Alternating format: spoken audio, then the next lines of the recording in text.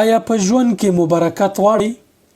په مال، کاروبار، معاش، خوراک څښاک او نورو برخو کې مو برکت نشته؟ یو اسانه حل لار لري. کورونو ته او ژوند ته د برکت بیرته راستنول 3 کارونو ته اړتیا لري. هره ورځ دغه 3 کارونه وکړئ. ډاډ درکوم چې برکت بیرته راستنیږي او له دغه لوی نعمته به برخمن شئ. هغه خویندو او ورونو چې د ژوند له ستونزو کړېږئ، دې کارونو ته جدي پام وکړئ او عملي یې کړئ. لومړی او تر ټولو مهم کار، هر سهار 1 پاڼه قرآن کریم ولولئ. 2 دقیقې وخت نیسي. که حداقل دغه کار هم نشئ کولی، 1/2 پاڼه یا حداقل 10 آیتونه خو ولولئ. هڅه وکړئ د کورنۍ ټول غړي دغه کار وکړئ. دویم او مهم کار چې باید ویې کړئ، هر سهار حداقل 1 حدیث مبارک مطالعه کوئ او مفهوم یې له خپلې کورنۍ سره شریکوئ. المسلم من سلم المسلمون من لسانه و یده.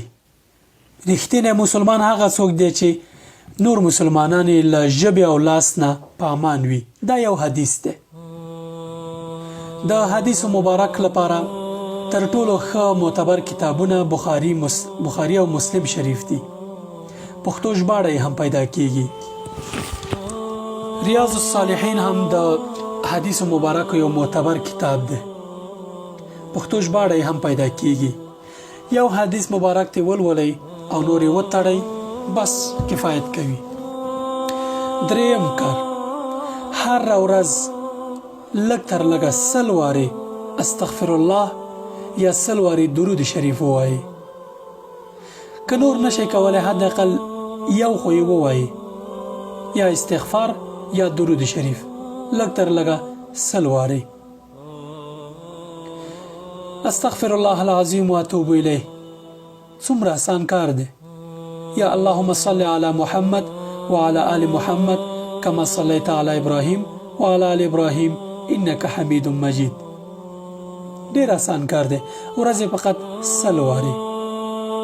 که دغه کارونه وکړئ، الله تعالی درته قسم کوم چې الله تعالی به مو په مال، په کاروبار، په معاش، په اولاد، په خوراک او څښاک او بالاخره په ټول ژوند کې برکت واچوي.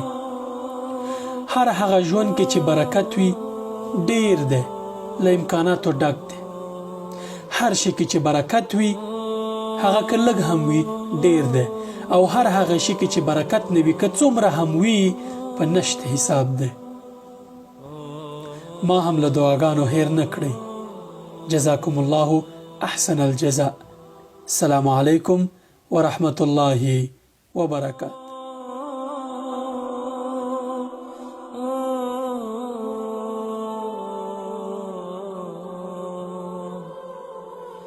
Oh